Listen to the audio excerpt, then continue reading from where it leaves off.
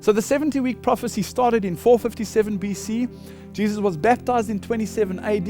He was crucified in 31 AD in the middle of the 3.5 years. But what about the end of the 3.5 years after that? That's approximately 34 AD. What happened?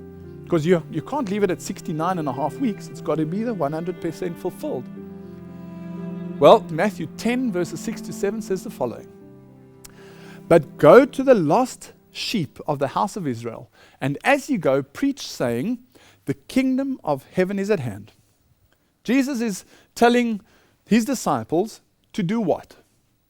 He says, I'm going to give you a commission to take this out into the world, this truth about Jesus Christ. But first, I want you to go to the lost sheep of the house of Israel. So go back into Judaism, go back into Israel, and tell them about this truth, right? So Acts 6 verse 8 to 10 tells us the following story. Now Stephen, full of faith and power, did great wonders and miracles among people. And they were not able to resist the wisdom and the spirit by which he spoke. This is exactly the problem.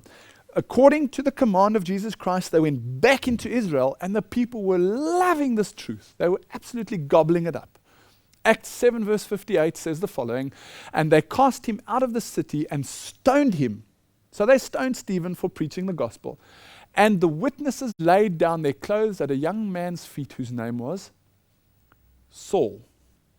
Stephen is preaching back in the house of Israel, in the Jewish nation, according to the commandment of God. Then they kill him.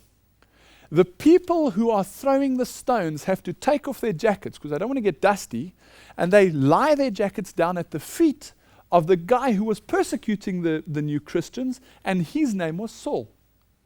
So here you have this interesting occurrence, right? Saul was consenting unto his death, unto the stoning on Stephen.